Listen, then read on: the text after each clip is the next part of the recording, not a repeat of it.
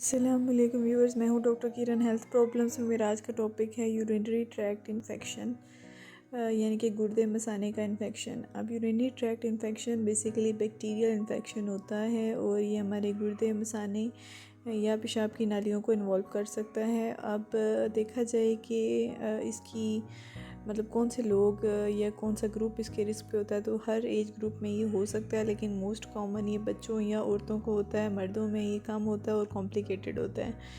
और इसके अलावा जिनको शुगर बीपी वगैरह की बीमारियां हो या जो कैथेटर किसी वजह से जिनको कैथेटर डले होते हैं उनको, हामला औरतों को, या जो गंदी टॉयलेट वगैरह यूज़ करते हैं उनको, या जो बर्थ कंट्रोल मेथड इस्तेमाल करते हैं उनको, या जो पर्सनल सफाई का ख्याल नहीं रखते उनको ये मोस्टली होता है। इसकी अलामात ये होती हैं कि पेशाब में जलन होती है, बार बार पेशाब आता है, रुक रुक के भी आता है। उसके अलावा पस आ सकती है पेशाब में स्मेल होती है, निचले पेट में दर्द होती है। उसके अलावा पेशाब में खून भी आ सकता है और बुखार होता है। ये सारी छोटे पेशाब के इन्फेक्शन की अलामात हो सकती हैं।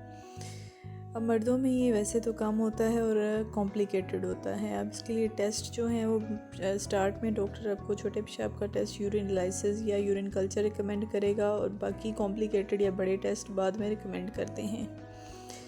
अब इससे बचाव के लिए आपने क्या करना है, आपने अपने पर्सनल पार्ट्स की सफाई का ख्याल रखना है, टॉयलेट की सफाई का ख्याल रखना है, पानी ज़्यादा पीना है और ज़्यादा देर तक यूरिन रोक कर नहीं रखना।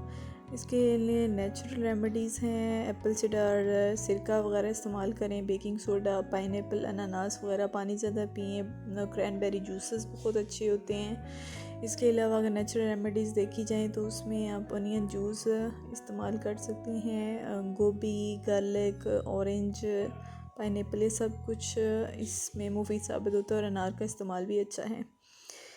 और अगर ट्रीटमेंट की बात की जाए तो उसके लिए आपको डॉक्टर को मिलना ज़रूरी है। ट्रीटमेंट में हम एंटीबायोटिक रिकमेंड करते हैं, लेकिन वो डॉक्टर की हिदायत के मुताबिक दी जाती हैं। सुनने के लिए शुक्रिया। चैनल पसंद आए तो सब्सक्राइब ज़रूर करें और मज़ीद वीडियोस देखते रहें। अल्लाह हाफिज़।